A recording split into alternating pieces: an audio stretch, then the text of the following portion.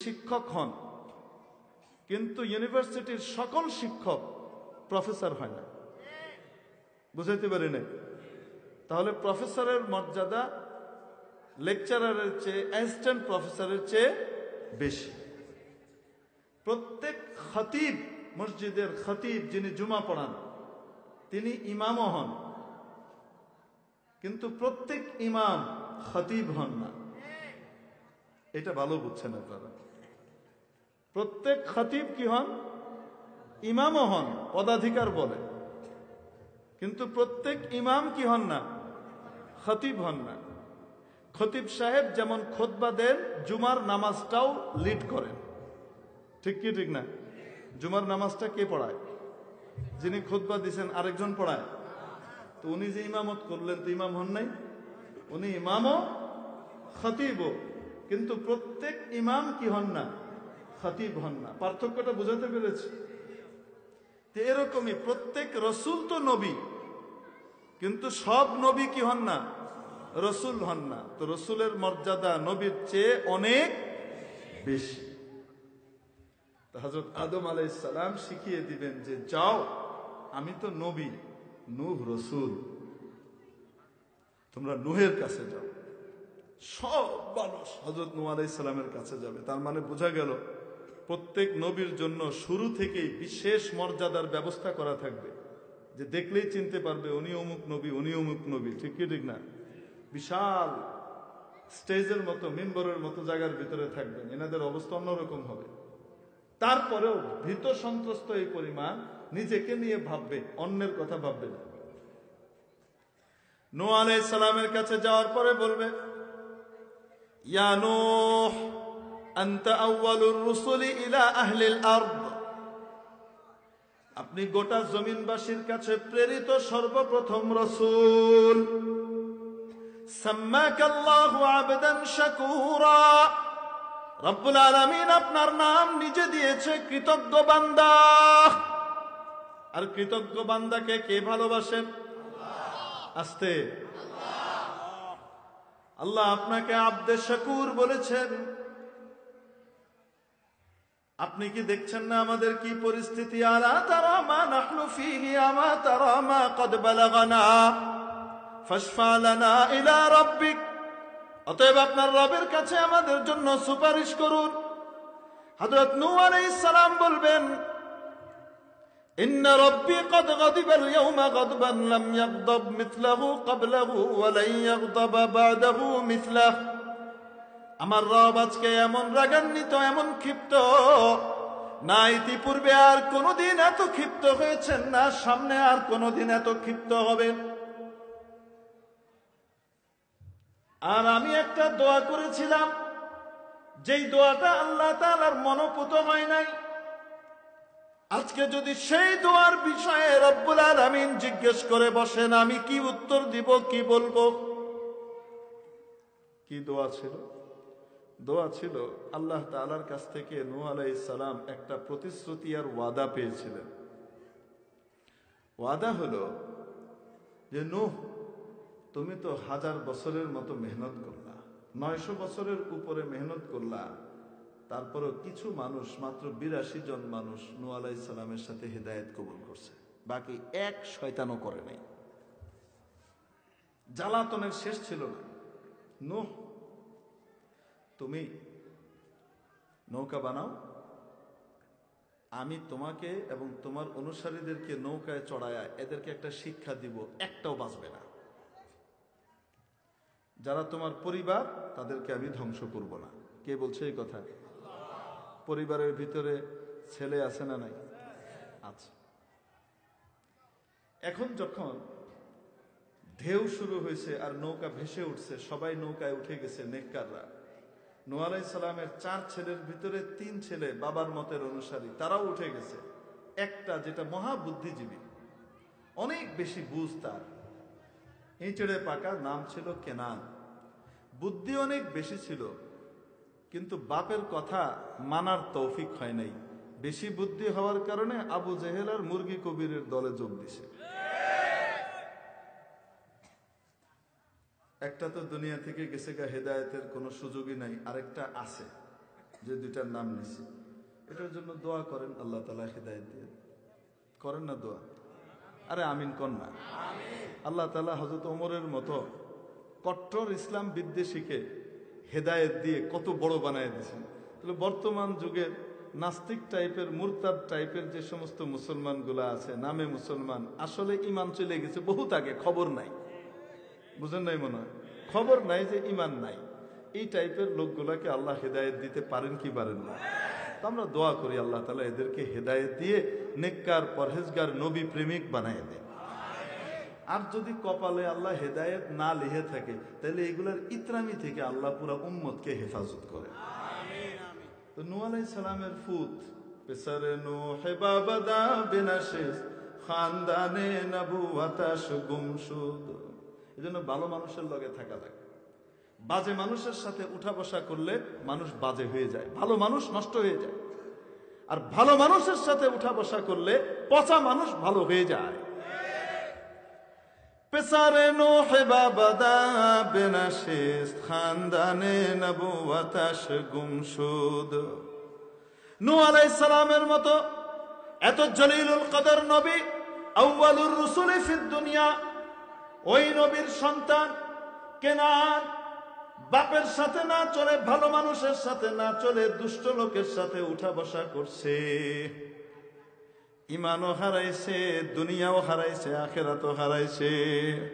সগে আসহাবে কাহফ রোজে চাঁদ পায়নে কা গিরফতে মরদুম শুদ।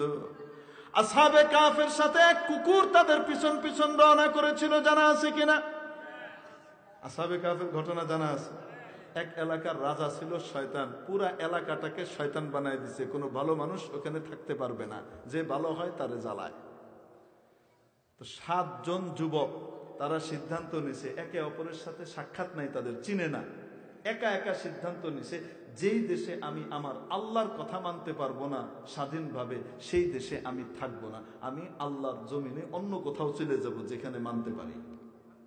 এই সিদ্ধান্ত নিছে, একা সিদ্ধান্ত নিছে। এক একজন আইসা গাছের নিচে বসছে, একটা গাছ বেরোবে, দেখে আরেক যুবক আসছে, আরেক যুবক আসছে, সবাই এভাবে চিন্তা করতেছে, কেউ কাউকে চেনে না। তো কিছুক্ষণ এক লগে বইলে তো তারা জানে যে সমস্ত লোক আজকে মেলায় গেছে, এই দিনেই পালাইতে হবে, এই দেশ ছাড়তে হলে এই দিনেই ছাড়তে হবে। মেলা থেকে ফিরে আসলে আমাদেরকে তো নজরে নজরে রাখে, এরা না জানে কি হয়ে যায়, নষ্ট হয়ে যায় কিনা, জঙ্গি হয়ে যায় কিনা, এরা মনে হয় জঙ্গি, ওই জন্য নজরে রাখে। এই জন্য টার্গেট করছে যেদিন মেলা হবে সবাই মেলায় যাবে, সেই দিন পালায় যাবে, যেন ধরতে না পারে। বুঝছেন না কি কইছে? এখন একজন একজনের লোক খাতির হয়েছে, জিগায় ভাই আপনি মেলায় গেলেন না? দেড় করে মেলা, এটা মেলা, মূর্তি পূজা করে, ভাস্কর্য লাগায়, মূর্তির পিছনে দৌড়ায়, এটা কি মানুষের কাজ? আল্লাহকে বুঝলে এগুলা কি করে? এই জন্য আমি যাইনি। আমিও তো লেগে যাইনি, তাহলে আপনার লগে তো আমার মন মিলছে, তা আপনি এনে কি লেগে আইছেন? কয়েছি ভাই পালায় যাবো, থাকতাম না এই দেশে। আমিও তো লেগে আইছি। কথা আরেকজন শুনতে, আমিও তো লেগে আইছি। 7 জন এক লগে হয়ে গেছে। এই জন্য আল্লাহর হুকুম মানার জন্য অন্যে মানে না তাই আমি মানতে পারি না, এই কথা গ্রহণযোগ্য নয়। বরং কেউ মানে না, আমি আল্লাহর হুকুম মানার জন্য যদি ত্যাগ দিতে রাজি হয়ে যায়, আমার সাথী জোগাড় করে দিবেন আল্লাহ নিজে। কোরআনের এই আয়াত থেকে এই জিনিস বের হয় কি হয় না? এটা কোরআন শরীফের আয়াত, সূরাতুল কাহফের আয়াত। এক পর্যায়ে তারা একসাথে হয়ে বের হয়ে গেছে। যখন তারা বের হয়ে চলে যাচ্ছে এই এলাকা ছেড়ে, তো চিন্তা করছে কই যাব। তো একজন কইল ওখানে একটা গুহা আছে, বড় গুহা, মানুষ দেখতে পাবে না, নিচ থেকে দেখা যায় না, ওই পাহাড়ের গুহায় গিয়ে আমরা আশ্রয় নিই, 3-4 দিন থাকি, এরা পালায় মোলায় ঘুরে মিরে যখন নাকি আমগরে আর পাবে না, খোঁজ খবর করে যখন নিরাশ হয়ে যাবে, তারপরে আমরা বেরিয়ে রাতের অন্ধকারে যাবো। বুঝছেন নি? এটা সিদ্ধান্ত নিয়ে এরা 7 জন রওনা করছে। তো এক কুত্তা, এই কুত্তা তাদের পিছন ধরে যাওয়া শুরু করছে। কারণ কুত্তায় আর কিছু চিনুক না চিনুক, বালা মানুষ আর ফসা মানুষ এটা চিনে, কোনটা চোর আর কোনটা বালা। এটা রাতের বেলায় আপনি দেখবেন কুত্তা সবার আগে বুঝে যে এটা চোর, এটাতে দেয় দাওয়া। ভালো মানুষ গেলে দাওয়া দেয় না। হ্যাঁ, যদি কোনো ব্যক্তি ভালো কিন্তু চোরের মতো হাঁটে, তাহলে কুত্তা হেরো দেওয়া দেয়। তুই চোরের দলে যোগ দিছিস কি লেগে? এরকম মিল রাহস কি লেগে? মান তাশাব্বাহা বিকওমিন ফাহুয়া মিনহুম ফিদ দুনিয়া ওয়া ফিত তারিকি লাইলাতান আইদান। রাতের দিন হইব লাইলা। তো কুত্তা চিনে না? কুত্তা দেহে এখানে সব নাফরমান, সবগুলাই গুনাহগার, পয়সা নষ্ট হয়ে গেছে। ভালো ছিল তো এই কয়টাই বেরোয় চলে যায়। আমি এদের সাথে থাকবো না, যদিও এখানে খাবার অনেক ভালো, এদের লগে খাবার দাবার কিছু নাই, কিন্তু আমি ভালো মানুষের লগে থাকবো, তাই বের হয়ে গেছে। আল্লাহ তাআলা এই কুকুরের আলোচনা কোরআন শরীফে করেছেন কি করেন নাই? রব্বুল আলামিন কিয়ামতের দিন যখন জান্নাতে মানুষকে পাঠাবেন, জিন আর ইনসান শুধু জান্নাতে যাবে, কয়েকটা প্রাণী আর অন্য বস্তুকেও আল্লাহ জান্নাত দিবেন, মানুষ বানায়া জান্নাতে পাঠায়া দিবেন। তাদের মধ্যে একটা আসহাবে কাফের কুকুর। সগে আসহাবে কাফ রোজে চন্দ পায়নে কা গিরফতে মরদুম শুধু।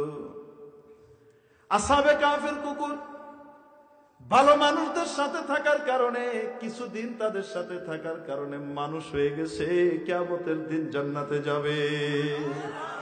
আর নূহ আলাইহিস সালামের ছেলে পচা মানুষের সাথে উঠা বসা করার কারণে নিজের ঈমানটাকেও হারায়া ফেলাইছে।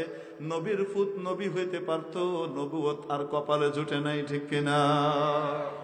খানদানে নবুয়ত গুমশুদ। এই ছেলে যখন প্রচুর প্লাবন চলছে, আকাশ ভেঙে পানি নামছে, জমিন থেকে গলগল করে ফোয়ারার মতো পানি উঠে, ওই ছেলে পাহাড়ের মধ্যে আশ্রয় নিয়েছে। আর যখন নূহ আলাইহিস সালামের নৌকা যায়, আল্লাহর ওয়াদা আছে কি নাই যে নূহ তোমার পরিবারকে আমি ধ্বংস করব না, আছে না নাই? নূহ আলাইহিস সালাম শেষবারের মতো ছেলেকে নসিহত করে, বেটা অনেকদিন বাজে মানুষের সাথে থাকছো, তাড়াতাড়ি ঈমান আনো, এখানে চলে আসো, নৌকায় আসো। ঈমান আনো আর না আনো, নৌকায় চলে আসো, উঠে যাও, যেহেতু তুমি আমার পরিবারের অন্তর্ভুক্ত। ছেলের মায়া তো সবারই থাকে, আর আল্লাহ যেহেতু বলছেন তোমার পরিবারকে ডুবাবো না, তো ছেলেও তো আছে। ছেলে বলে সাআওয়ি ইলা জাবাল ইয়াসিমুনি মিনাল মা, আমি পাহাড়ি পর্বতে আশ্রয় নেব, and the hill will protect me, এই পাহাড় আমাকে প্রোটেকশন দেবে। কোরআন শরীফের শব্দটা সাআওয়ি ইলা জাবাল ইয়াসিমুনি মিনাল মা, আপনার পানি কতটুকু উঠবে, কত আর উঠবে, যতই উঠুক পাহাড় তো আর ডুবাতে পারবে না, আমি পাহাড়ে আশ্রয় নেব, পাহাড় আমাকে প্রোটেকশন দেবে। হযরত নূহ আলাইহিস সালাম বলেন, হা এই মায়ের দেহার পরেও তোর বোধ বুদ্ধি হইল না, এই করোনা দেখার পরেও তোর পর্দা এলো না, এই করোনা দেখার পরেও মাস্ক সবাইকে বাধ্যতামূলক করাই দিল আল্লাহ গোটা পৃথিবীতে, পর্দা করতে না, তোরা বেড়াইতেনও করাইতাম। দেখ বোরকা লাগলে গরম লাগে, এবার পিপি পরায়া কিম্ভূত কিমাকার চাঁদের মানুষ বানায় দিব, করাইছেনি করাইনি? তারপরেও বুঝাইল না, এই করোনা দেখার পরেও কপালে হেদায়েত জুটলো না, নবীর পক্ষে যোগ দেওয়ার মতো সাহস হইল না। এখনো নবী প্রেমিকদের বিরুদ্ধে কথা কইয়া হেফাজত এইজত হেইজত কয়ে কয়ে গুতা মারার কাম করো। তুমি তো কেনানের চাইতেও খারাপ হয়ে গেছো না।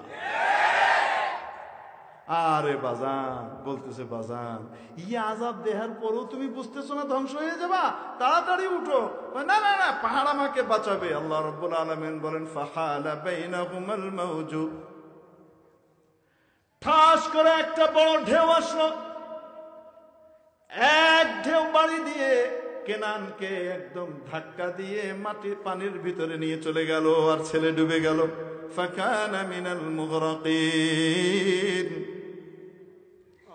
হযরত নূহ আলাইহিস সালাম এখন আল্লাহর কাছে দোয়া করেন, ইয়া রাব্বি ইন্না ইবনি মিন আহলি ওয়া ইন্না ওয়া'দাকাল হক ওয়া আনতা আহকামুল হাকিমিন।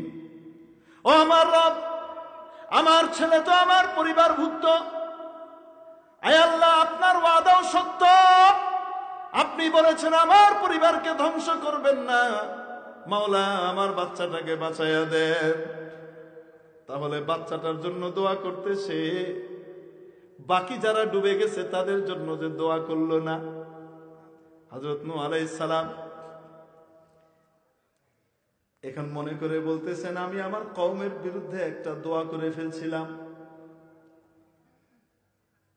আজকে যদি আল্লাহ আমাকে জিজ্ঞেস করেন আমি কি জবাব দেব? সাথে সাথে রব্বুল আলামিন হযরত নূহের কাছে ওহী পাঠাইলেন, ইয়া নূহ, এই নূহ, ইন্নাহু লাইসা মিন আহলিক, এই ছেলে তোমার পরিবারের অন্তর্ভুক্ত নয়। পরিবারের এক অর্থ হলো ঔরসজাত সন্তান হওয়া, পরিবারের আরেক অর্থ হলো নবীর জন্য নবীর অনুসারী যারা তারাই তার পরিবারভুক্ত। যে তোমার কথা মানে নাই, তোমার দলে যোগ দেয় নাই, তোমার আদর্শকে মনে প্রাণে মেনে নেয় নাই, সে কোনোদিন তোমার পরিবারের অন্তর্ভুক্ত হতে পারে না, যদিও সে তোমার ঔরসজাত সন্তান হোক না কেন, যদিও তোমার সে সহধর্মিণী স্ত্রী হোক না কেন। আর যদি তোমার কথা মানে, তোমার আদর্শ অনুযায়ী চলে, তোমার সাথে শারীরিক রক্তের কোনো সম্পর্ক যদি নাও থাকে, বহু দূরে বহু ক্রোশ দূরের হোক না কেন, সে তোমার পরিবারভুক্ত হয়ে যাবে। নবীজি সাল্লাল্লাহু আলাইহি ওয়াসাল্লাম এই অর্থের দিকে ইঙ্গিত করে হাদিসে পাকের মধ্যে বলেছেন, কুল্লু মান তাকি কুল্লু তাকিয়িন ফাহুয়া আলিহি, প্রত্যেক মুত্তাকি পরহেজগার মানুষ আমার পরিবারভুক্ত। ইন্নাহু আমালুন গায়রু সালিহ, ও নূহ, এ তোমার ছেলে হতে পারে না, এ তোমার পরিবারভুক্ত হতে পারে না, মাথা থেকে পা পর্যন্ত তার গুনাহ আর অপকর্ম তোমার পরিবারভুক্ত নয়। ফালা তাসআলনি মা লাইসা লাকা বিহি ইলম ইন্নী আ'ইযুকা আন তাকুনা মিনাল জাহিলিন। ক্বালা রাব্বি ইন্নী আউযু বিক আন আসআলাকা মা লাইসা লি বিহি ইলম। রব্বুল আলামিন বললেন, ও নূহ, যে বিষয়ে তোমার জানা নাই সে বিষয়ে তুমি আমার কাছে প্রার্থনা করতে এসো না। রব্বুল আলামিনের কাছে সাথে সাথে হযরত নূহ দোয়া করলেন, হাত উঠিয়ে প্রার্থনারত হয়ে গেলেন, আয় মাওলা, আমি যা বুঝিনি ঠিকমতো, যে অর্থটা আপনি এখানে বুঝাতে চেয়েছেন সেটা পরিপূর্ণ হৃদয়ঙ্গম না করতে পারার কারণে আমি আপনার কাছে ক্ষমা চেয়ে নিচ্ছি। আল্লাহ রব্বুল আলামিন সাথে সাথে ক্ষমা করে দিলেন এবং বলে দিলেন, এটা কি গুনাহ? বলেন না কেন? নূহ আলাইহিস সালাম যে দোয়া করছে এটা কি গুনাহ ছিল? তারপরেও নবীর সামান্য ছোট জিনিস গুনাহ না হোক, তুমি আমার অনেক কাছের, তাই তোমার এতটুকু আমি ধরব। বুঝেন নাই মনে হয়? হ্যাঁ, তো এই কথাটা পরে আল্লাহ তাআলা বলতেছেন, ইয়া নূহ ইহবিত বিসালামিন মিন্না ওয়া বারাকাতিন আলাইকা ওয়া আলা উমামিন মিম্মান মা'ক। ও নূহ, তুমি আমার বরকত, আমার রহমত সবকিছু নিয়ে, আযাব শেষ, সব শেষ, এবার তুমি নেমে আসো। তাহলে নূহ আলাইহিস সালামের উপরে আল্লাহ তাআলা কি নারাজ ছিলেন না খুশি হয়ে গেছেন? বলেন না কেন? আল্লাহ যার উপরে একবার যে বিষয়ে খুশি হয়ে গেছেন সেই বিষয়ে আর কোনোদিন পাকড়াও করবেন না, নূহ জানেন। কিন্তু নূহ এই মুহূর্তে বলবেন আলাইহিস সালাম, এই কথা বলবেন, নফসি নফসি, আজকে আমি আল্লাহর যে রাগ আর গোসা দেখতে পাচ্ছি, আমার হিম্মত নাই সুপারিশ করার, আমাকে নিয়ে থাকতে দাও। ইযহাবু ইলা গায়রি, তুমি আমি ছাড়া তোমরা অন্য কারো কাছে যাও। তারা জিজ্ঞেস করবেন কার কাছে যাব, বলে দিবেন যাও ইব্রাহিমের কাছে যাও। ইব্রাহিম আল্লাহর খলিল, আল্লাহর বন্ধু, আল্লাহ যাকে দিয়ে তার ঘর পুনরায় নির্মাণ করিয়েছেন, সেই ইব্রাহিমের কাছে যাও। হযরত নূহ আলাইহিস সালামের এই বাণীর পরে সমস্ত মানুষ ইব্রাহিম আলাইহিস সালামের কাছে যাবে। কার কাছে যাবে? আসতে বলুন। হযরত সাইয়্যিদুনা ইব্রাহিম আলা নবিয়িনা আলাইহিস সালাতু ওয়াস সালামের কাছে যাবে। যাওয়ার পরে সেখানে যে বলবে, ইয়া ইব্রাহিম আনতা খলিলুল্লাহ ইসতাফাকাল্লাহু খলিলা, আল্লাহ তাআলা আপনাকে নিজের বন্ধু হিসেবে নির্বাচিত করেছেন। আপনাকে আল্লাহ তাআলা আগুনের মধ্য থেকে, নমরুদের আগুন থেকে জিন্দা বের করে নিয়ে এসেছেন। ইব্রাহিম, কি অবস্থা আপনি দেখতে পাচ্ছেন, এই ভয়ঙ্কর পরিস্থিতিতে আপনি আমাদের জন্য একটু সুপারিশ করেন আপনার রবের কাছে। ইব্রাহিম আলাইহিস সালাম, নূহ আলাইহিস সালাম যা বলেছিলেন তাই বলবেন। আল্লাহ আজকে খুব ক্ষিপ্ত, আদম আলাইহিস সালাম যা বলছিলেন তাই বলবেন, বলে তারপর বলবেন যে আমি তিনটা মিথ্যা কথার ব্যাপারে ভয় পাচ্ছি। ইব্রাহিম আলাইহিস সালাম মিথ্যা কথা বলছিলেন? আমি 3টি মিথ্যে কথার ব্যাপারে ভয় পাচ্ছি। আজকে যদি আল্লাহ আমাকে ওই 3টা নিয়ে জিজ্ঞেস করে তো আমি কই যাব? নবীরা মিথ্যা কথা বলে, তাতে 3টা মিথ্যা মানে বাহ্যিকভাবে মিথ্যা, বাস্তবে সত্য। বিপদে পড়ে এমন শব্দ ব্যবহার করেছেন উনি, বাস্তবে সত্য, আবার যে বুঝতেছে সে আরেকটা বুঝতেছে। এই বিপদ থেকে উনি বেঁচে গেছেন। বুঝাইতে পারিনি? নাম্বার 1, ইব্রাহিম আলাইহিস সালাম যখন সবাইকে বুঝাতে চেষ্টা করছেন যে দেখো এই সমস্ত মূর্তি পূজা এগুলা অসার, এগুলার কথা মানা এটা পাগলামি, এগুলাকে পূজা করা এটা একটা বোকামি, কোনো বুদ্ধিমান মানুষ এই কাজ করতে পারে না। তোমরা এই কাজ করো না, তোমরা মূর্তি থেকে দূরে যাও, আল্লাহর কথা মানো, যিনি স্রষ্টা তাকে মানো। এরা বুঝে না। উনি চিন্তা করলেন এই মূর্তিগুলা যে আসলে ক্ষমতাহীন, এটা এদেরকে বোঝানো দরকার। কেমনে বুঝাবে চিন্তা করতেছেন। ভাবতে ভাবতে একটা সিদ্ধান্ত নিলেন এবং বললেন, সূরা আম্বিয়াতে 17 পারায় আল্লাহ তাআলা এই আয়াত ইরশাদ করেছেন। ইব্রাহিম বললেন, তাল্লাহ, আল্লাহর কসম, লা আকিদান্না আসনামাকুম বা'দা আন তুওয়াল্লু মুদবিরিন। তোরা যেদিন মেলা পালন করতে যাবি, ধর্ম উৎসব পালন করতে, মেলা পালন করে আইসা লাস্ট ফিনিশিং আইসা তোরা কই দিবি, মন্দিরে ঢুকিয়া পূজাটা মারবি। তোরা যেদিন যাবি বাইরে শহর ছেড়ে, সেই দিন তোদের মূর্তিদের সাথে সিস্টেম একটা করব, জীবনের লেগে চোখ খুলে যাব। সিস্টেম একটা করব, লা আকিদান্না আসনামাকুম বা'দা আন তুওয়াল্লু মুদবিরিন। এখন সবাই যখন মেলায় যাচ্ছে, ওনাকেও যাইতে বলছে। ইব্রাহিম আলাইহিস সালাম বলেন, ইন্নী সাকিম, তোমরা যাও, আমার শরীরটা ভালো না। আপনাদের দেশে বলে না শরীরটা ভালো না, তো সাকিম, তো বাহ্যিকভাবে ওরা বুঝছে অসুস্থ, তো আসলে তো ইব্রাহিম আলাইহিস সালাম অসুস্থ না। তাহলে এই কথাটা মিথ্যা না? মিথ্যা হইল না? আসলে মিথ্যা না। কেন মিথ্যা না? এই কারণে মিথ্যা না, প্রত্যেক মানুষের কিছু না কিছু শারীরিক অসুস্থতা থাকে, যখন বেড়ে যায় তখন বোঝা যায়। নাহলে টুকটাক কিছু রোগ সবার গায়ে আছে না নাই? এমনি তো আছে। শরীরটা একটু মেজমেজ করতেছে, এটাও তো আছে। যখন মানসিকভাবে কেউ কোনো চাপে থাকে, তখন তার শরীরের ভিতরেও একটা প্রভাব পড়ে। পড়ে কি পড়ে না? একটু অসুস্থ বোধ করে। ইব্রাহিম আলাইহিস সালাম, যিনি আল্লাহ তাআলার শিরিক কোনোভাবে বরদাস্ত করতে পারেন না, আর উনি দেখেন ওনার বাপ বয়ে বয়ে শিরিক করে, ওনার কাছে কি সহ্য হয় এটা? তো এই প্রভাবটা তো শরীরের উপরেও পড়ছে। তো এইটা একটা, ইন্নী সাকিম, এরা সব গেছে গা। যাওয়ার পরে হযরত ইব্রাহিম আলাইহিস সালাম মন্দিরে গেছেন, বড় একটা কুঠার লয়ে গেছেন। কুঠার চেনেন কি? আরে হুদা কুড়াল না, বড় হ্যামার, বিগ হ্যামার, যেটা দিয়ে রড টড কাটে। দেখছেন রড কাটে, যে রড সোজা করে বেড়ে বেড়ে, এরকম মোটা মোটা রড যে বেড়ে সোজা করে, ওটা কি সাধারণ হাতুড়ি? হ্যাঁ, হ্যামার। এই হ্যামার হাতুড়িকেই হ্যামার বলে। আমরা পিচ্চিটারে হাতুড়ি কই, বড়টারে কই হ্যামার, ওটা ইংরেজিতে কই। এই হ্যামার নিয়ে গেছেন, গিয়া মূর্তি যে কয়টা আসিল সবগুলিরে একদম বাইরে ভেঙেছে, বাড়ি দিয়ে পিটিয়ে একদম সবগুলাতে মাটিরে ফেলছে। সব তো ভেঙে গেছে। ভেঙে যাওয়ার পরে ওনার শান্তি হইতেছে না, রাগ, তরারে পূজা করে, তরারে পূজা করে, দেখাইতেছি তরারে, দূরে দূরে একদম গুড়া করে ফেলছে। মাথা ভাঙছে, নাক ভাঙছে, হাত ভাঙছে, আঙ্গুল ভাঙছে, ঠ্যাং ভাঙছে, হাঁটু ভাঙছে, পায়ের আঙ্গুল গোড়ালি সব থাকলাই করে গুড়া গুড়া। আল্লাহ বলেন, ফাজা আলাহুম জুযালা, একদম চূর্ণ বিচূর্ণ করে ফেলেছে এগুলোকে, এমন ভাঙ্গা ভাঙছে। তাহলে মূর্তি ভাঙ্গা আমাদের বাবা ইব্রাহিম আলাইহিস সালামের সুন্নত, ঠিক কি ঠিক না?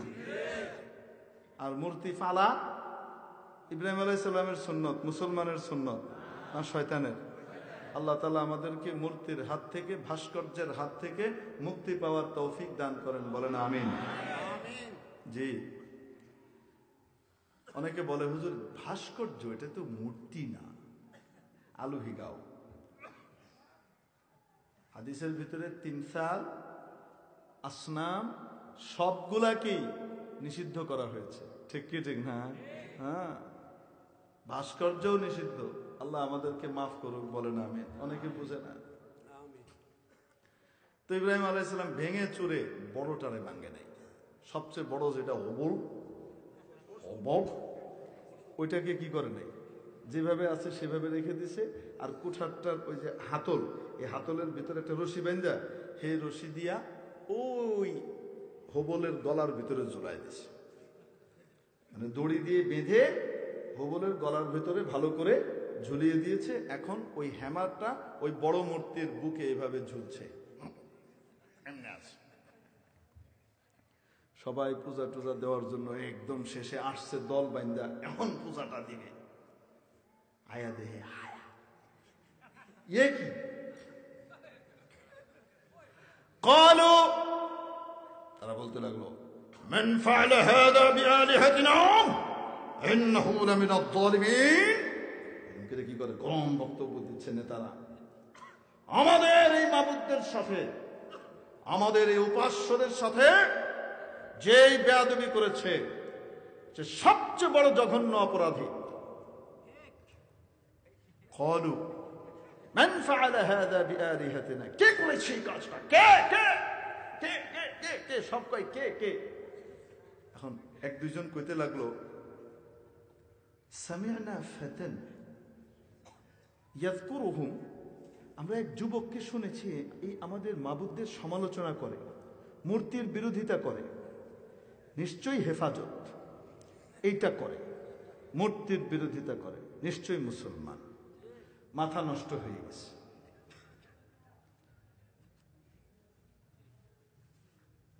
সমালোচনা করে, ইউকালু লাহু ইব্রাহিম, যাকে ইব্রাহিম নামে ডাকা হয়। এবার কয় পাওয়া গেছে, ফাতু বি আলা আয়ুনিন নাস লাআল্লাহুম ইয়াশহাদুন, তাকে সবার সামনে আনো, সবাই যেন দেখতে পারে, এমন দৃষ্টান্তমূলক শাস্তি দেওয়া হবে, আর কেউ এই অন্যায় করবে না। বুঝতে পারছেন? ইব্রাহিম আলাইহিস সালামকে নিয়ে আসছে। এতক্ষণ তো ইব্রাহিম আলাইহিস সালামের নাম শুনে রাগে গোসায় ফাটতেছে, সবাই তো ইব্রাহিমকে দেখে নাই। ইব্রাহিম আলাইহিস সালাম কেমন সুন্দর ছিলেন। নবীজি মুহাম্মদুর রাসূলুল্লাহ সাল্লাল্লাহু আলাইহি ওয়াসাল্লামের নূর তখন ইব্রাহিম আলাইহিস সালামের ভিতরে। বুঝাইতে পারেন? হ্যাঁ, তো চেহারাটা কেমন ইব্রাহিম আলাইহিস সালামের, দেখার সাথে সাথে এদের ভিতরে যারা নেতা ফেতা ছিল, এদের অনেকের রাগ গোসা ঠান্ডা হয়ে গেছে। না না না, এ তো ইনোসেন্ট, অত্যন্ত ভালো ছেলে লাগছে, দেখেই তো মায়া লাগে, এরকম ভালো ছেলে তো এরকম করার কথা না। বুঝতে পারছেন? এখন আগে তো খুব রাগের স্বরে জিগাইছে, এখন নরম করে জিগায়, আনতা ফাআলতা বিআলিহাতিনা ইয়া ইব্রাহিম, ইব্রাহিম আমাদের এই মূর্তিদের সাথে, আমি বিশ্বাস করতে পারছি না কিন্তু তাও তোমাকে জিজ্ঞেস করছি যে আমাদের এই মূর্তিদের সাথে কি এই আচরণটা তুমি করেছো? ইব্রাহিম আলাইহিস সালাম বলে, বাল, বলেন কি? ইব্রাহিম আলাইহিস সালাম কি বলেন? বাল, বালের তর্জমা করতেছি, বলেন কি? সব জায়গায় বালের তর্জমা বরং বরং বরং আসবে না। বাল ফাআলাহু কাবীরুহুম হাযা। কি বলতেছেন? আপনারা তর্জমা বুঝে লেছেন। এখানে উনি দুইটা বাক্য ব্যবহার করছেন। কয়টা বাক্য? বাহ্যিকভাবে একটা বাক্য, আসলে বাক্য ব্যবহার করছেন কয়টা? দুইটা। এবং দুইটা দিয়ে অর্থ দাঁড়ায় দুই রকম, আরেক রকম, আর একটা হইলে অর্থ দাঁড়ায় একরকম। যদি অর্থ একটা হয়, এক বাক্যে নিয়ে আসা যায়, বাক্য বাক্য দুইটাকে মিলিয়ে এক বাক্যে নিয়ে আসা যায়, তো তাহলে অর্থ হবে বাল ফাআলাহু, বরং এটিকে করেছে কাবীরুহুম হাদা, এদের মধ্যে এই বড়টা। বুঝতে পারছেন কথাটা? উনি এইটা বলেন নাই।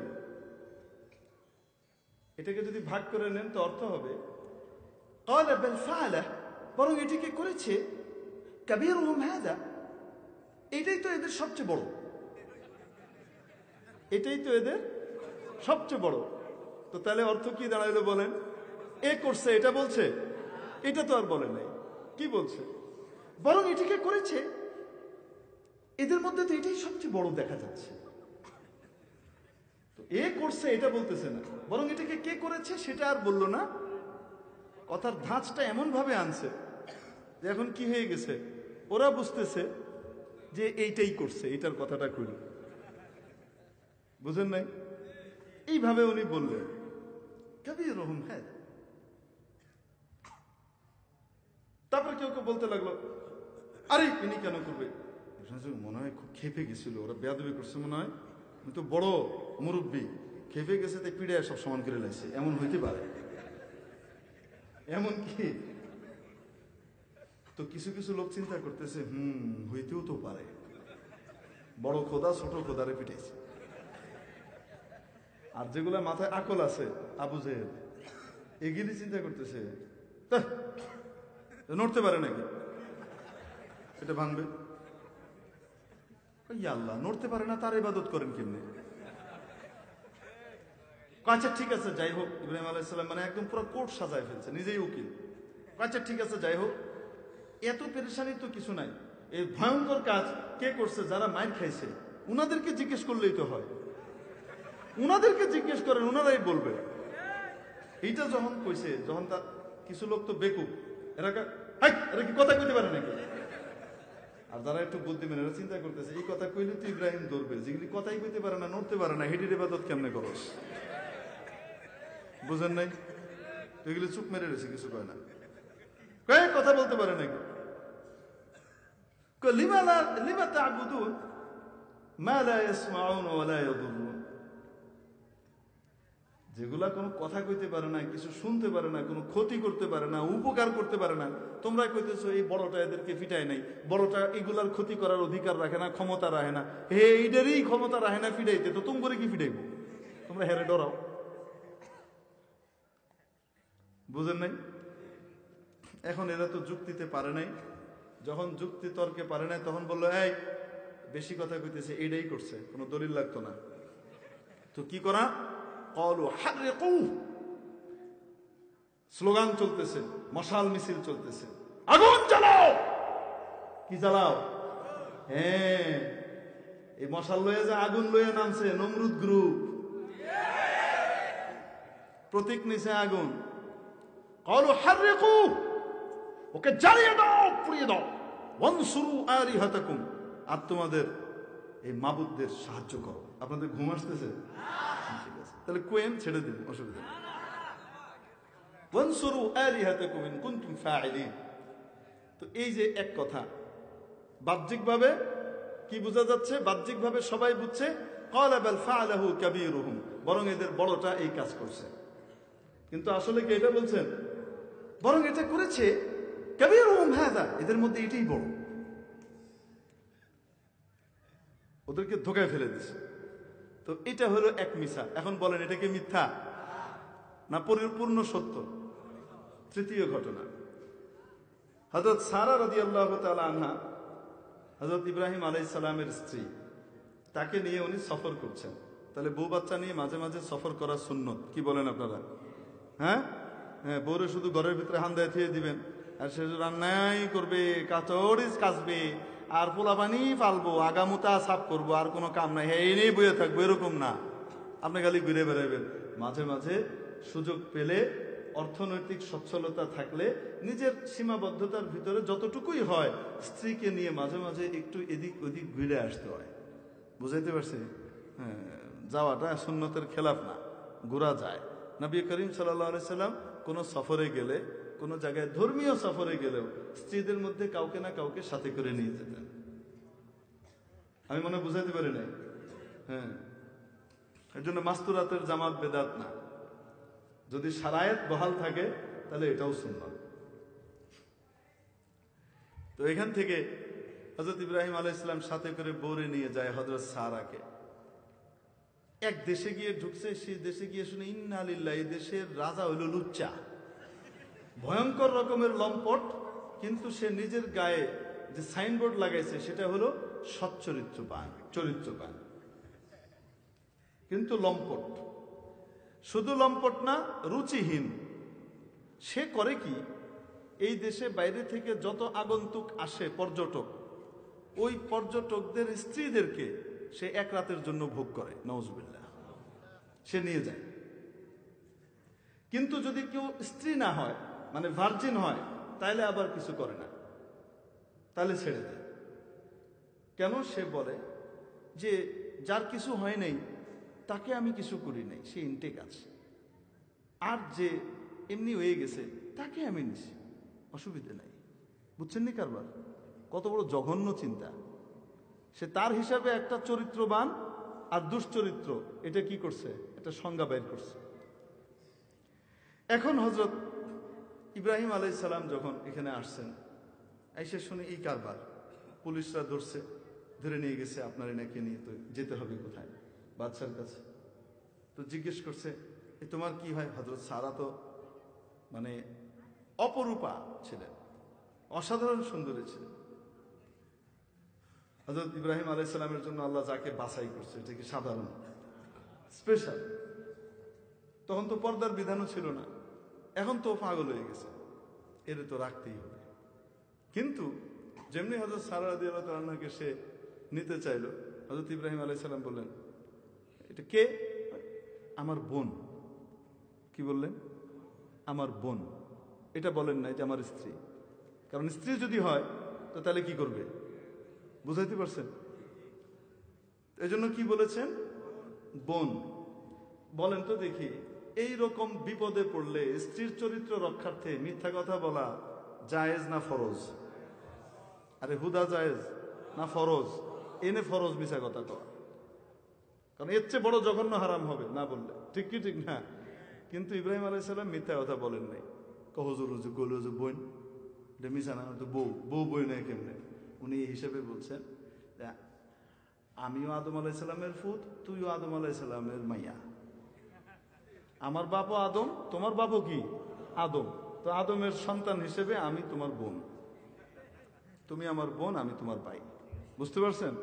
এখন বলেন তো দেখি, ভুল বলছে না ঠিক বলছে? একদম সত্য। তো ওই বেটা বললো, ও বোন না, আচ্ছা আচ্ছা ঠিক আছে, নিয়ে যাও, কারণ আমার চরিত্রে আমি কলঙ্ক লাগতে দিতে চাই না। মহাচরিত্র, এরকম চরিত্রবান আমাদের দেশে আছে না নাই? জাহাঙ্গীরনগর ইউনিভার্সিটিতে সেঞ্চুরিও করছে। আল্লাহ হেফাজত করে, মাফ করেন আল্লাহ সবাইকে, বলেন আমিন। ওগুলার কোনো বিচার হয়নি। ওগুলার বিচার হইলে তনু হত্যাও হতো না, ধর্ষণও হতো না, এই দেশের ভিতরে কোনো শয়তান থাকতো না। বিচারহীনতার সংস্কৃতি আমাদের দেশকে ধর্ষকের দেশ হিসেবে গোটা বিশ্বের সামনে চিহ্নিত করে হেট করে দিচ্ছে, হেয় করে দিচ্ছে, লজ্জিত করে দিচ্ছে। এদের বিচারের দরকার আছে না নাই? আলহামদুলিল্লাহ। মৃত্যুদণ্ডের একটা আইন করা হয়েছে, আপনারা কি নারাজ না খুশি? তবে মৃত্যুদণ্ডের আইন ধর্ষকের ক্ষেত্রে করা হয়েছে। ইসলাম কিন্তু শুধু ধর্ষকের ক্ষেত্রে না, ধর্ষকের ক্ষেত্রে তো আরো বেশি দিছে সাজা। যে কোনো ব্যভিচারীর ক্ষেত্রে মৃত্যুদণ্ডের সাজা দিয়েছে যদি বিবাহিত হয়ে থাকে, ঠিক কি ঠিক না? আইনটা ওইটা হইলে ধর্ষণও বন্ধ হয়ে যাবে, ব্যভিচারও বন্ধ হয়ে যাবে, এই দেশের ভিতরে আল্লাহর রহমত আর বরকত নাজিল হবে। এটা ফাঁকের কথা, এগুলাতে আমরা যাচ্ছি না, আমরা সামনের কথায় যাই। তো হযরত ইব্রাহিম আলাইহিস সালাম এই যে তিনটা কথা বললেন, এগুলা কি মিথ্যা ছিল না মহাসত্য? বিপদে পড়লে এই ধরনের আল্লাহওয়ালারা মহাসত্য বলেন, কিন্তু পাবলিক বুঝে না। এরকমও দারুল উলুম দেওবন্দ মাদ্রাসা নাম শুনেছেন? উম্মুল মাদারিস, গোটা পৃথিবীতে যত কওমি মাদ্রাসা আছে সমস্ত মাদ্রাসার মূল কেন্দ্র, জড় এবং মা হলো দারুল উলুম দেওবন্দ। এই দেওবন্দ মাদ্রাসার যিনি প্রতিষ্ঠাতা ছিলেন ইমাম কাসিম নানতবী রাহমাতুল্লাহ আলাইহি। ইমাম কাসিম নানতবী রাহমাতুল্লাহ আলাইহি ইংরেজের বিরুদ্ধে যুদ্ধ করেছিলেন, লড়াই করেছিলেন, নেতৃত্ব দিয়েছিলেন। শামিলির যুদ্ধে যখন পরাজয় ঘটে, এরপরে হযরত ইমাম কাসিম নানতবী রাহমাতুল্লাহ আলাইহিকে ইংরেজের পুলিশ খুঁজে বেড়ায়, ইংরেজের পুলিশ খুঁজে বেড়ায়, গ্রেফতার করবে, কারণ সবচেয়ে বড় নেতা, ধরতে হবে। খবর পেয়েছে এই মসজিদে, ছাত্তা মসজিদের ভিতরে কাসিম আছে, গোপন সূত্রে সরকারের বাহিনী ধাঁধাই করে চলে এসছে, একদম পুরা মসজিদ ঘেরাও করে ফেলেছে। বড় অফিসার ভিতরে ঢুকেছে, ঢুকে দেখে কোথায় কাসিম। এখানে তো সাধারণ এক আলু থালু বেশের কুঁচকানো কাপড় পরা এক লোক বই রয়েছে, মসজিদের খাদেম টাদেম টাইপের লাগে দেখতে। যে বলতেছে, মানে কাসিম কাহা হ্যায়? মৌলানা কাসিম সাহেব কোথায়? তো হযরত উনি ছিলেন কাসিম নানপুরি, একদম মুখোমুখি, চারিদিকে ঘেরাও। আমরা হইলে, আমাদের মধ্যে কি হইলে কি চিন্তা করতাম? বাঘের বাচ্চা দাঁড়ায় কি বলে, যেখানে ছিলেন ওখান থেকে এক কদম সরে গেছেন, যে জায়গাতে দাঁড়ানো ওখান থেকে এক কদম সরে গিয়েছেন। সরে গিয়ে তারপর বলছেন এইভাবে তাকিয়ে, अभी तो यही थे, अब देख लीजिए कहां गए। এই মাত্র তো কোথায় ছিল? এখানেই ছিলেন। হাত দেখাইতেছে এই জায়গায়, আর তাকাইতেছি চারিদিকে, দেখেন কোথায় গেল। দেখছেন নি কারবার? এই বেটা কি মনে করছে? মনে বেরিয়ে গেছে। হে তাড়াতাড়ি বেরিয়ে বেরিয়ে, এই তাড়াতাড়ি চারিদিকে খোঁজ লাগো, বেরিয়ে গেছে। হেরা বাইরে গিয়ে খুঁজতে আছে, উনি হেন্দে গেছে। ইব্রাহিম আলাইহিস সালামের এই তিনটি ঘটনা, তিনটি কথা, এটা কি মিথ্যা না সত্য? কিন্তু বাহ্যিকভাবে অপর দিকে যারা ছিল তারা ধোঁকা খেয়েছে, ঠিক কিনা? হযরত ইব্রাহিম আলাইহিস সালাম এই কঠিন মুহূর্তে বলবেন, আজকে আমার রব যে পরিমাণ ক্ষিপ্ত হয়েছেন, এমন রাগ ইতিপূর্বে কোনো সময় হন নাই, এবং সামনে ওই পরিমাণ রাগ কোনোদিন হবেন না। আজকে যদি আমাকে ওই তিনটি বিষয়ে জিজ্ঞেস করেন, আমি কে উত্তর দেব? নফসি নফসি, আমাকে আমাকে নিয়ে থাকতে দাও, আমার চিন্তা করতে দাও। ফাযহাবু ইলা গায়রি ইযহাবু ইলা মূসা, আমি ছাড়া অন্য কারো কাছে যাও, যাও হযরত মূসার কাছে গিয়ে দেখো। হযরত মূসার কাছে সকলে যাবে, যে বলবে আনতা কারীমুল্লাহ ইসতাফাকাল্লাহু বিরিসালাতিহি ওয়া কালামিহি, আল্লাহ রাব্বুল আলামিন আপনাকে তার রিসালাত দিয়ে ধন্য করেছেন, এবং দুনিয়াতে সরাসরি আপনার সাথে কথোপকথনের মাধ্যমে আপনার মর্যাদা অনেক উন্নত এবং উঁচু করে দিয়েছেন। অতএব আপনার মতো প্রিয় বান্দা দুনিয়াতে আর কেউ আছে কিনা সন্দেহ আছে। ফাশফা লানা ইলা রাব্বিক, কি বিপদে আমরা আছি দেখছেন না, একটু আপনার রবের কাছে সুপারিশ করুন। হযরত নূহ আলাইহিস সালাম বলবেন, হযরত মূসা আলাইহিস সালাম বলবেন, আমি একটা লোককে মেরে ফেলেছিলাম, যে লোকটাকে মারার আদেশ আমার রব দেন নাই। অথচ তখন মূসা আলাইহিস সালাম নবী হন নাই, ওই সময়কার ঘটনা। আর উনি মারার জন্যও মারেন নাই, বদমাশি করতেছিল, উনি তাকে জুলুম থেকে বিরত হইতে বলছে, সে বিরত হয় নাই, উল্টা আরো মূসা আলাইহিস সালামকে খিঁচুনি মারছে। মূসা আলাইহিস সালাম তার ধরে সরানোর জন্য একটা ঘুষি মারছে, এক ঘুষিতে মেরে গেছে। নবীর শরীরে জান্নাতি মানুষের শক্তি থাকে, সাধারণ মানুষের শক্তি না। এত শক্তি মূসা আলাইহিস সালাম নিজেও তো জানে না যে শরীরে কত শক্তি আছে, বুঝেন নাই? দিছে এক ঘুষা, ঘুষার ঠেলায় এক এক ঘুষিতে মেরে গেছে। তো এটা কি উনি মারার ইচ্ছা করেছিলেন? না। এখন উনি বলবেন, আজকে যদি আল্লাহ আমাকে এটা নিয়ে জিজ্ঞেস করে তো আমি কি উত্তর দেব? তো তাইলে নফসি নফসি, আমাকে আমার অবস্থায় ছেড়ে দাও, অন্য কারো কাছে যাও, হযরত ঈসার কাছে যাও। হযরত ঈসার কাছে সকলে যাবে, যে বলবে ইয়া ঈসা জাআলাকাল্লাহু রূহা ওয়া কালিমাতুহু, আল্লাহ নাফাখাল্লাহু ফিকা রূহাহু ওয়া জাআলাকা কালিমাতা, রব্বুল আলামিন আপনাকে রূহুল্লাহ বানিয়েছেন, কালিমাতুল্লাহ বানিয়েছেন। ওয়া কাল্লামতা ফি মাহদিক, এবং যখন আপনি কোলে ছিলেন তখন কথা বলেছেন, আপনি কোলে থাকা অবস্থায় কথা বলেছেন, যখন আপনি দুগ্ধপোষ্য শিশু নবজাতক, একদিনও হয়নি। হযরত ঈসা আলাইহিস সালামের আম্মা জান হযরত মারইয়াম রাদিয়াল্লাহু তাআলা আনহা, কোন পুরুষের সাথে ওনার বিয়ে হয়েছিল, আল্লাহ তাআলা কুদরত দেখিয়েছেন যে বিনা বাপেও আমি বানাইতে পারি। এখন যখন ওনার সন্তান কোলে নিয়ে উনি আসছেন, আল্লাহ তাআলা বলে দিলেন, মারইয়াম তুমি বলবা আমি রোজা, ওই সময় রোজা রাখতে হলে জবান বন্ধ রাখতে হইতো, কথা বলা যায় না, শুধু একটুক বলতে পারতো আমি রোজা, এর চেয়ে বেশি কিছু বলা যাবে না, তাহলে রোজা ভেঙে যাবে। এখন যেমন খাউন দাউন নিষেধ, খাউন খেলে ভেঙে যেত, কথা কওয়া নিষেধ করছে নি, কত দয়া আল্লাহ তাআলা। ওই সময় নিষেধ ছিল, রোজা রাখলে কি করতে হবে, কথাও কওয়া যাবে না। কোলে বাচ্চা নিয়ে আসছে, আসার পরে লোকজন বলে হায় হায় মারিয়াম, কি অবস্থা, এটা তুমি কি করেছো? ইয়া উখতা হারুন, হারুনের বোন, মা কানা আবুকি ইমরা সাউইন ওয়া মা কানাত উম্মুকি বাগিয়া, তোমার মা তো বাজে মানুষ ছিল না, তোমার বাবাও কোনো দুশ্চরিত্র ছিল না, তুমি এত ভালো মানুষের পেট থেকে বের হয়ে কি আকাম করেছো? নাউজুবিল্লাহ।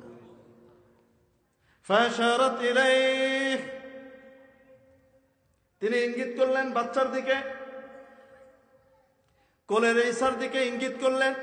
ক্বালু কাইফা নুকাল্লিমু মান কানা ফিল মাহদি সাবিয়্যা, তারা বলতে লাগলো যে কোলের মধ্যে আছে, কোলের শিশুর সাথে আমরা কি কথা বলবো, সে কিভাবে কথা বলবে, সে কিভাবে উত্তর দেবে, বাটপারের জায়গা পাও না। বলতে না বলতে শিশুর মুখ থেকে আওয়াজ বের হয়ে আসলো, ক্বালা ইন্নী আবদুল্লাহ। হযরত ঈসা বললেন আমি আব্দুল্লাহ। ছোট্ট কোলের বাবু, একদিনেও না, যে বাবুর বয়স সে সরাসরি কথা বলে মানুষের মতো, মুখে কোনো দাঁত নাই, পরিষ্কার কথা, ইন্নী আব্দুল্লাহ।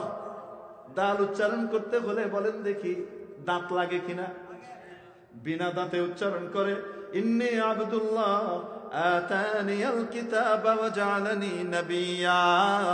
রব্বুল আলামিন আমাকে নবীও বানিয়েছেন, আমাকে কিতাবও দিয়েছেন। ইতিপূর্বে মাত্র 2 জন নবীকে কিতাব দেওয়া হয়েছিল, আর কোন নবীকে রাসূলকে আল্লাহ কিতাব দেন নাই, সহিফা দিয়েছেন। আর আমি এমন এক নবী, আমাকে আল্লাহ কিতাবও দিয়ে দিয়েছেন। আর চতুর্থ কিতাব হলো যেটা সর্বশেষ সংশোধনী সহকারে এসেছে, মহাগ্রন্থ আল কোরআন। এ কথা বলে দিলেন, কিয়ামতের দিন আমরা সকলে বলবো, ও ঈসা, আপনি তো কোলে থাকা অবস্থায় কথা বলেছেন, আল্লাহর নবুয়ত পেয়েছেন, অতএব আপনি আমাদের জন্য আপনার রবের কাছে সুপারিশ করেন। হযরত ঈসা কোনো কারণ দর্শাবেন না, সময় নাই, কষ্ট হইতেছে সবার, বিনা কারণে বলবেন, বিনা কারণে বলে দিবেন। আরে আপনাদের কথা কই নাই, হাসরের ময়দানে সবাই কষ্ট হচ্ছে না, যত দেরি হবে তত সমস্যা, এত কারণ দর্শানোর কিছু নাই। নফসি নফসি, আমি আমি ছাড়া আর কিছু বলতে পারবো না, আমি আমি আমি আর কাউকে কিছু বলতে পারবো না। ইযহাবু ইলা গায়রি, যাও যাও যাও, আমি ছাড়া অন্য কারো কাছে যাও। সকলে বলবেন কার কাছে যাব? আদমের কাছে গেলাম, সর্বপ্রথম নবী এবং মানব, সর্বপ্রথম রাসূল নূহের কাছে গেলাম, আল্লাহর খলিল ইব্রাহিমের কাছে গেলাম, আল্লাহর কালিম মূসার কাছে গেলাম। আস্তে আস্তে সর্বশেষ নবীর আগের নবী আপনি, এরপরে আর কোন নবী নাই। আপনার কাছে আসলাম, আপনার কাছে, আপনিও না করে দিলেন কার কাছে যাব? হযরত ঈসা বলবেন ইযহাবু ইলা মুহাম্মাদ, যাও হযরত মুহাম্মদ সাল্লাল্লাহু আলাইহি ওয়াসাল্লামের কাছে যাও। আজকে যদি কেউ কিছু করতে পারেন উনি করতে পারেন, আর কেউ পারবে না। সবাই আসবে আমার নবীর কাছে, নবীজির কাছে এসে বলবে আনতা হাবিবুল্লাহ ওয়া জাআলাকা খাতামান নবিয়্যিন, আপনি আল্লাহর প্রেমাস্পদ। সবাই আল্লাহকে ভালোবাসে, তারপর আল্লাহ ভালোবাসেন, আর আপনাকে আল্লাহ ভালোবাসেন। আপনি আল্লাহর প্রেমাস্পদ, আপনাকে রব্বুল আলামিন সমস্ত নবীদের শেষ নবী বানিয়ে পাঠিয়েছেন, আপনার পরে আর কোন নবী আসে নাই। তাহলে স্লোগানটা এভাবে বলবো না, নবীর পরে নবী নাই, নবীর পরে নবী নাই। আদম আলাইহিস সালামের পরে নূহ আলাইহিস সালাম আসছেন, নূহ আলাইহিস সালামের পরে ইদ্রিস আলাইহিস সালাম আসছেন, ইদ্রিস আগে আসছে, মুসা আলাইহিস সালাম আসছে না? তো ইন জেনারেলি নবীর পরে নবী নাই, এটা বললে স্লোগানের ভিতরে কিছুটা ভ্রান্তি আসতে পারে। কারণ ইসলাম বলে সমস্ত নবীর উপরে আমরা ঈমান আনি। সমস্ত নবী যে ঠিক ছিলেন, তাদের কিতাব, তাদের ওহী যথাসময়ে ওই সময়কার জন্য একমাত্র বিষয় ছিল, এটা আমরা স্বীকার করি কি করি না? আমাদের ঈমানের অংশ। তাহলে কি বলবো? শেষ নবীর পরে নবী নাই। শেষ নবীর পর আমাদের নবীর পর, বিশ্ব নবীর পর নবী নাই। এই সংশোধনীটা শুধু আমার না, এই একই স্লোগান খতমে নবুয়তের মাহফিলে আমার আলোচনা ছিল, সেখানে কথা বলছিলাম আমরা। হযরত আল্লামা নুরুল ইসলাম জিহাদি সাহেব দাওয়াত বারাকাতুহুম বসা ছিলেন। তো ওইখানে এই স্লোগান এসেছে এবং উনি টুকে দিয়েছেন অন্যান্যদেরকে, আপনারা এই কথা বলেন না যে নবীর পরে নবী নাই। এটা বললে কেউ প্রশ্ন করতে পারে, বরং বলবো বিশ্ব নবীর পরে আর নবী নাই। ঠিক আছে ইনশাআল্লাহ? স্লোগান আচ্ছা, এটা তো হলো আপনাদের জন্য বললাম। বাস্তবে কিন্তু নবীর পরে নবী নাই কথাটা ঠিক, এটা অবাস্তব না, কিন্তু এটার ভিতরে কেউ ভুল বুঝতে পারে, এই জন্য এটা নিরসন করা হলো।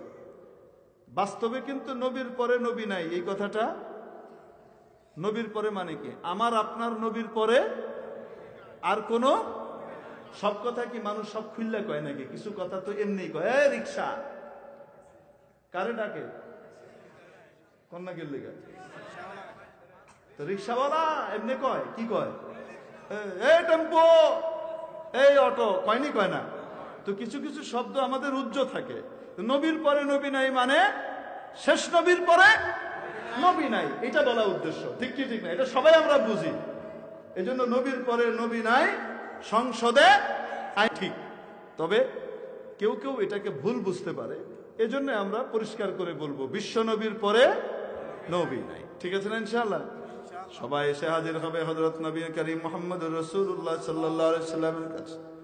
এসে বলবে আমরা সব জায়গায় গিয়েছি, সব জায়গায় ব্যর্থ হয়েছি, আপনার পরে তো আর কোন নবীও নাই, আর কার কাছে যাব? শেষ জায়গা আপনিও যদি ফিরিয়ে দেন, যাওয়ার কোনো জায়গা নাই, আজকে আমাদের বাঁচার কোনো উপায় নাই।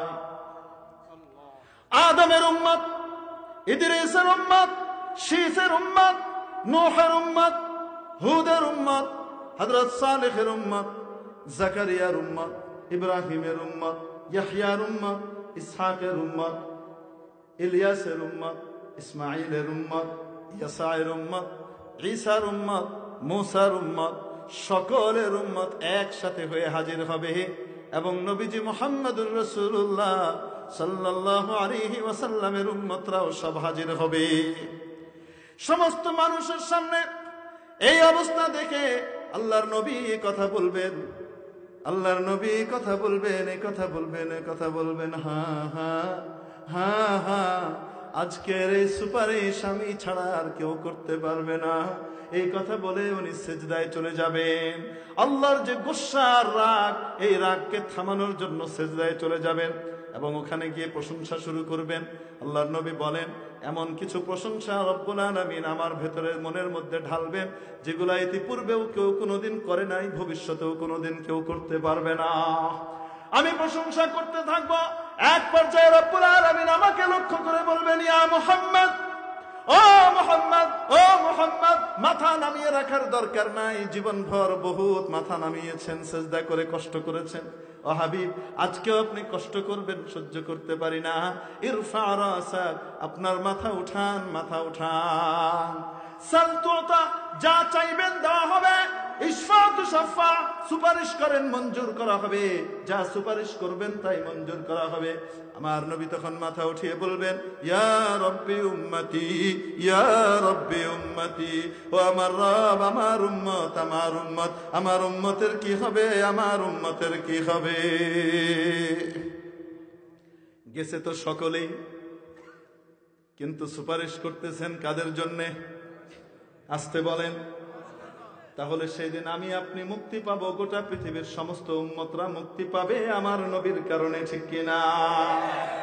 যেহেতু রব্বুল আলামিন, প্রশ্ন আসতে পারে নবীজি স্বার্থপর হয়ে গেলেন না, নিজের উম্মতের কথা বললেন, অথচ সবাই তো গেছে, সবার কথা কেন বললেন না? কারণ তিনি জানেন রব্বুল আলামিন ওনাকে জানিয়ে দিয়েছেন আপনি এসেছেন সবার শেষে, জান্নাতে যাবেন সবার আগে। আপনার উম্মত জান্নাতে যাওয়ার আগ পর্যন্ত অন্য কোন উম্মত জান্নাতে যাবে না।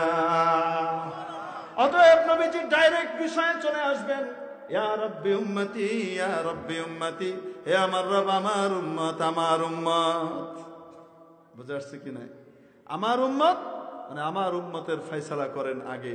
নিজের উম্মতটার কথা উনি আগে বলবেন, নফসি নফসি বলবেন না। ফয়সালা হবে, আল্লাহ তাআলা বলবেন যান আপনার মন মতো এই ক্যাটাগরির মানুষদেরকে ডান দিকের দরজা দিয়ে ঢুকাইয়া দেন। বিনা হিসাবে জান্নাতে চলে যাবে, কি পরিমাণ কল্পনাতীত। তারপর হিসাব কিতাব শুরু হবে। মেরে মুআজ্জাজ হাজিরিন, সেই দিনের বড় বিপদে আমার আপনার গোটা মানব জাতির ওই খবিশ ম্যাক্রোর পাশেও দাঁড়াবেন নবীজি মুহাম্মদ, ঠিক কিনা? তাহলে বলেন দেখি, যদি কারো কথা মানতে হয়, কারো কথা শুনতে হয়, কারো অনুসরণ করতে হয়, তাহলে অনুসরণ হবে নবী মুহাম্মাদের। মানব শুধু নবী মুহাম্মদকে, ফলো করব নবীজি মুহাম্মদুর রাসূলুল্লাহকে সাল্লাল্লাহু আলাইহি ওয়াসাল্লাম, ঠিক কিনা? তাহলে আমার চেহারা হবে নবীজির চেহারার মতো, আমার কাপড় হবে নবীজির কাপড়ের মতো, আমার চাল চলন উঠা বসা কথাবার্তা হবে নবীজির কথাবার্তার মতো। করবো তো ইনশাআল্লাহ? আল্লাহ তাআলা এই আদেশটাই দিলেন, মা আতাকুমুর রাসূল ফাখুযুহু, যা নবীজি তোমাদের জন্য নিয়ে এসেছেন তা মানো, তা আঁকড়ে ধরো, মজবুত ভাবে তা পালন করো। এতক্ষণ ভূমিকা দিছি, এখন আসল কথা। ওয়ামা নাহাকুম আনহু ফান্তাহু, যা থেকে তিনি বাধা দেন তা থেকে বিরত থাকো। মানবো তো? যদি কেউ মানে কি লাভ? সূরা আলে ইমরানের 31 নম্বর আয়াত আল্লাহ বলে দিচ্ছেন, লাভটা শুনো। লাভ হলো, যদি আমার নবীর অনুসরণ করো সবকিছুতে, তোমার উঠা বসা চলাফেরা খাওয়া দাওয়া, যদি আমার নবীর অনুসরণ করো, তাহলে আমি তোমাকে ভালোবাসবো, তুমি আমার ভালোবাসা পাবো, আমি তোমাকে ভালোবাসবো। আর আমি যাকে ভালোবাসি তাকে আমি গুনাহের কালিমায় কলুষিত থাকতে দিতে পারি না। অতএব তার গুনাহগুলোকেও আমি মাফ করে দেব। কুল ইন কুনতুম তুহিব্বুনাল্লাহ, ও নবী আপনি বলে দেন, আপনি বলে দেন কিয়ামত পর্যন্ত আগত সমস্ত উম্মতকে আপনি বলে দেন, যদি তোমরা আল্লাহকে ভালোবেসে থাকো, ফাত্তাবিউনি, তাহলে আমি নবীর পরিপূর্ণ অনুসরণ করো, পদাঙ্ক অনুসরণ করো। ইউহিব্বুকুমুল্লাহ, আল্লাহ তোমাদেরকে ভালোবাসবেন। আল্লাহ যাকে ভালোবাসেন তার অন্তরে নাপাক থাকলে ভালোবাসতে পারেন না। একটা ছোট্ট বাচ্চা বাবাও আদর করে, মায়ও আদর করে, কিন্তু যদি গায়ের মধ্যে গুমুত লাগা থাকে ওই অবস্থায় চুমা দেয় না, গালে লাগায় না, ঠিক কিনা? পরিষ্কার করে আনার পরে এই বাচ্চাটাকে বাবাও মুখ লাগায়, গালে আদর করে, মাও চুমু দেয়, ঠিক কিনা? অতএব মাওলা যাকে ভালোবাসেন তার মধ্যে গুনাহ থাকবে এটা হতে পারে না, তার অন্তর কলুষ যুক্ত থাকবে এটা হতে পারে না। এজন্য ইউহিব্বুকুমুল্লাহ, আল্লাহ তোমাদেরকে ভালোবাসবেন। ওয়া ইয়াগফির লাকুম যুনুবাকুম, এবং তোমাদের গুনাহ সব মাফ করে দেবেন। গুনাহ মাফ চাই, কিয়ামতের দিন গুনাহ নিয়ে যাব না গুনাহ ছাড়া যাব? যদি যাইতে চাই নবীর সুন্নত মানতে হবে। কি মানতে হবে? নবীর তরিকায় নিজের জীবন সাজাইতে হবে। একটা ঘটনা শোনাবো। এক একটা সুন্নতের কত দাম, আল্লাহু আকবার। এক একটা সুন্নতের একটা সুন্নত।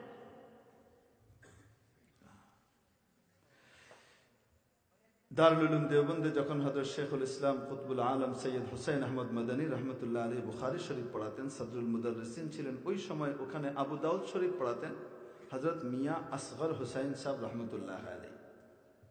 বহুত বড় বুজুর্গ ছিলেন, যুগ শ্রেষ্ঠ ওলি ছিলেন, বহুত বড় আল্লাহওয়ালা। কত বড় আল্লাহওয়ালা কল্পনা করতে পারবেন না। মুফতি আজম হযরত মুফতি মোহাম্মদ শফি সাহেব রহমতুল্লাহ আলাইহি বলেন, তখন আমি দেওবন্দে পড়ি, আমি ছোট বাচ্চা। মিয়া আসগর হুসাইন সাহেব রহমতুল্লাহ আলাইহির বাড়িতে আমের সময়ে আমের দাওয়াত হয়েছে। দারুল উলুম দেওবন্দের বিভিন্ন আসাতিজায়ে কেরাম উস্তাদদেরকে উনি দাওয়াত করেছেন, আম খাওয়াবেন। ওখানে আম অনেক সস্তা, অনেক সস্তা। আমরা 4 টাকা 3 টাকা কেজি আম খাইছি। 10 টাকা কেজি আম যেটা, সেটা তো চোষা আছে না, চোষা, হ্যাঁ, চোষা টাইপের আম। এই যে এখন আমরা ফজলি কি কয়